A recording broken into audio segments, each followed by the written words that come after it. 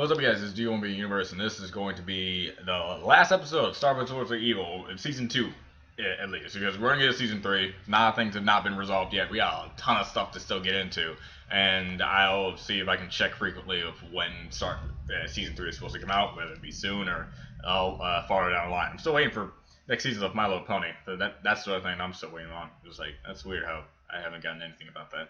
So, yeah, this is just going to be the finale. I'm not going to waste any more time. Just going to get straight into it. Then we're going to talk about all of Season 2 at this point.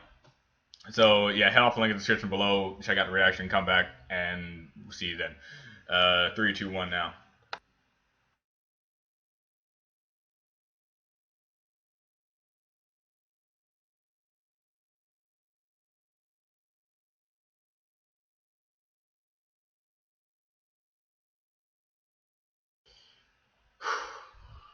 Okay.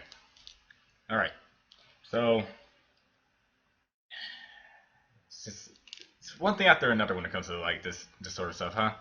It's like the shows nowadays.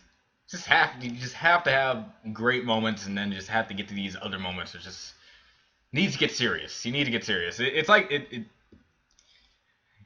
it always has different like backlashes to it, right?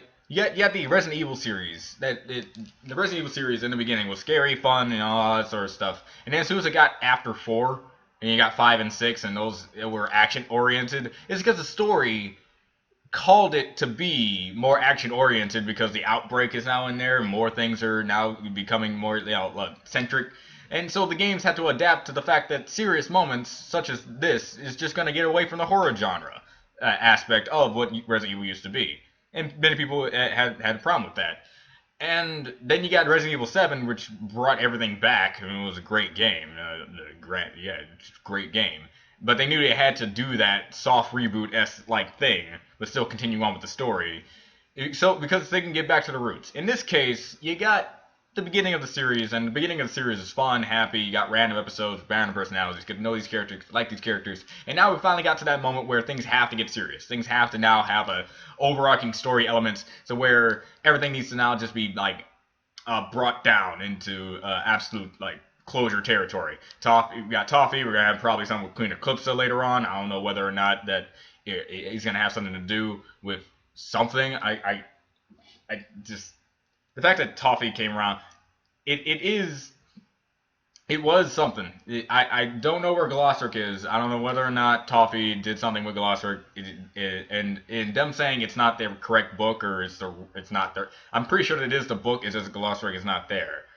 And I know it's probably said something on how he's binded to the book, but you got Toffee there. You can probably do anything that he wants when it comes to Glossric. If anything, Glossric can probably do anything he wants, period, for himself. But either way,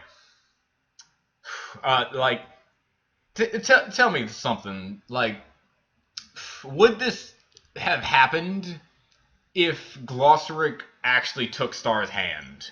And just think of a parallel dimension where Glossric wasn't a neutral party, if he wasn't the Glossric that needed to teach lessons in his own personal way. Whatever reason that he had not to take Star's hand, in any way, shape, or form. Just think of an alternate reality where that Glossric took Star's hand, was able to get out of there by taking Star's hand, with the book in hand.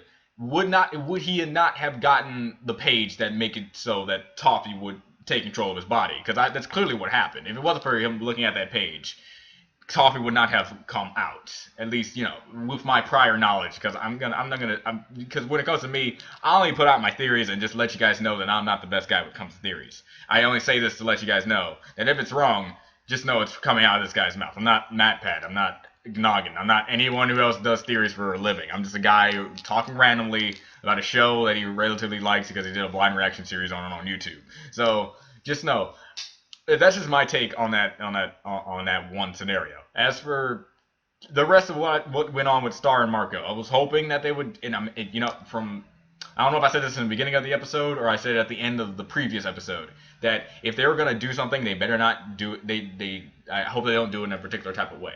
They didn't do it in a way where it's like a cop-out. They didn't make this relationship thing end off in a way that kind of symbolized that it never happened. That almost kind of happened when when Star's like, no, I don't have a crush on you. And oh, I used to probably. I just thought it was cute. Her constantly trying to just make it so it didn't happen kind of led up to the territory that they were going that route. She was still going to live herself in a lie because I don't like that in any character at all. And having her finally say it to Marco because she's leaving and because Toffee's coming back and all that sort of stuff really shows that Star is a lot more mature and strong than a lot of people that I've ever watched in any show ever.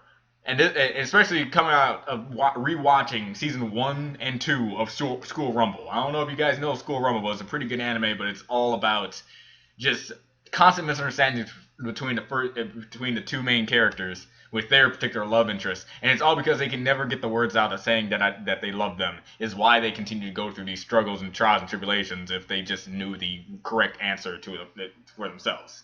It's like instead of just jumping to conclusions, thinking about constant things. As for Star, she just said it because she knew that if she didn't say it then, she was probably going to regret it for the rest of her life. It's like that saying.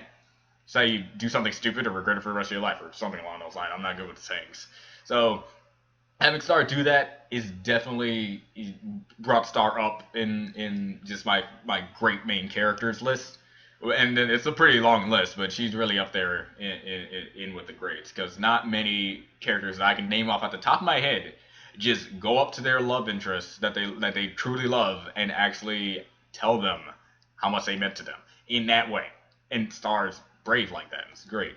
As for Toffee, they really did not hold back when it comes to Toffee and how evil he truly is. It's like the next thing we knew and saw of Moon there.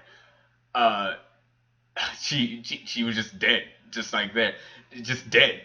It looks like Toffee is pulling a Tyrek, only at a more wide scale type of thing. He's gonna start stealing magic all across the different dimensions, I'm gonna guess, building up his power and strength more and more until he's truly ready to fight Star with the other half of the wand. I can see that he's going around being Tyrek, except Tyrek he just took away the magic and kept your body there, and it was just sort of really like dazed. You can still move and stuff. But no, Toffee, he's draining you dry. He's not gonna let up. I'm trying to make this not seem as sexual as possible, but you know what I mean. He's gonna make sure that he's enough strength to do what he wants to do. World, galactic, universal domination, possibly. I did like that though. Test me the feats. I want to know the feats. Bill Cipher is a pretty strong dude. I'm not saying that Toffee is up to Bill Cipher's level, because Bill Cipher is a reality warper. Toffee is just like a very powerful magic user. However, he did just one-shot time and space. Wow, he only just one-shot the Time Baby. And all of them, and multiple followers of the Time Baby. Granted, just saying. If you destroy time, that's cool. Destroy time and space? Alright. Destroy time and space, the embodiment of time and space? Come on, it's just... The level system here is kind of there. I still give Bill Cipher the win on that one, but you know what I mean. It's pretty impressive, especially how Toffee does it. He just did it. And not to mention, I think in that state, that time space over there. Yeah, I really hope I'm getting his name right because I remember him saying something about space time, or unless that was a different person. But let's just say the giant dude, cosmic over there, is just all of his power gone. Since he collected the bodies and got that, they clearly probably have some life force left into him. Even the Goat Man, dude, give it up to the Goat Man. Give it up, round of applause for that guy. He was a troop. He did not. He was not gonna be moved. All of his friends are down. Be a white mage. Phoenix down. I don't have any of those. I'm gonna resurrect you myself. Probably using my own life energy too. That was amazing. He put in the last of his strength to make sure Star's Mind. I don't know why I keep calling her Star's Mind when we know her actual name, but it is just amazing. All right, this dude deserves a medal if things turn out all right. Because I wouldn't put it back to the show to make sure the bad guy wins. But hey, that's just it. Season 3 is either gonna be the last season. Because this is this is really big setup for something that could end pretty epically as well. Just think about it. After Toffee, who will come next? Who will be Toffee's superior? Because that's what I said after watching Dragon Ball Z. And as soon as I saw Majin Buu and how he was defeated, and it was like, how can you defeat?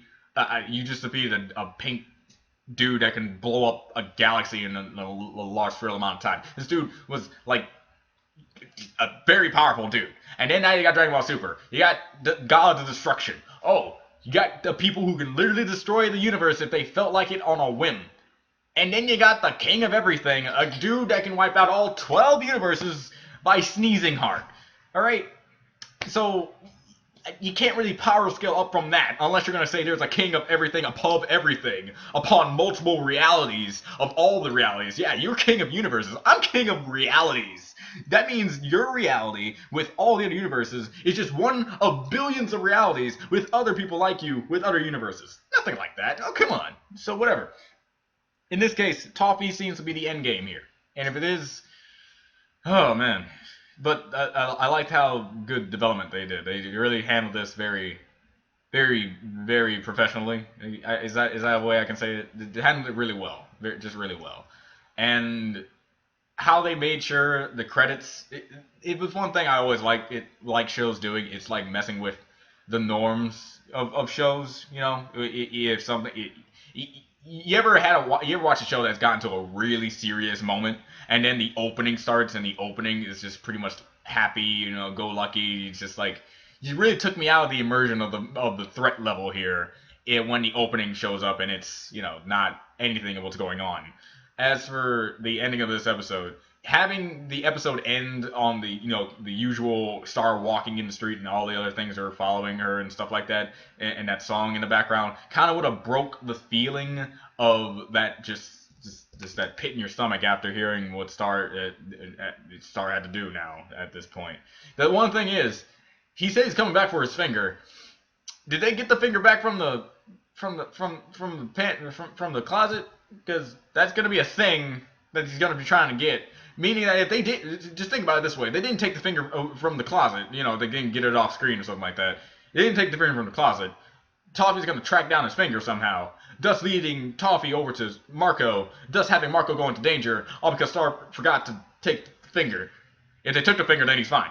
But since the finger is probably still there, which I'm pretty sure it is, TFoE's gonna go after Marco, and then she's gonna use Marco as a bait, like he did before, actually. You know, you got to get up to TFoE. He has perfect plans. That's incredible what he did. Like having Star have to do the kill thing to the one, utterly leading him to his later on resurrection through Ludo. Dude, this guy has plans on plans. It's like the Itachi of this show. All right, so I like this. This is incredible, and can't wait until season 3. Can't wait until season 3 or any other like side project stuff they're gonna do with this. But yeah, hopefully it doesn't take too long, because this show is incredible. The show is really incredible. So I will see if I can get into the CV Universe now. If you're watching this and tomorrow happens, if CV Universe up, then happy I can get to those too and other things as well. Sorry about, you know, the long delay in these sort of things. I know there's a lot of people who like my reactions, and you know how much it makes me happy to know people actually find me entertaining. I don't know how many times I'm going to degrade myself when I say that, but that's what I like. I like like degrading myself. No, I like you guys and what you do for me and my channel, and it just okay. I'm not gonna get too sentimental in this. It's just an ending to Star vs. Evil Season 2. Season 3 coming out later on down the line. We'll get to that, and hopefully I'll have more time to actually get to it. Because scheduling job, homework and other things just have to pile up on this sort of stuff. And I'm lucky to get this day to be able to do some things, and I can't wait to see what else this show has to offer and where else I can get into, actually. So I'll see you guys next time.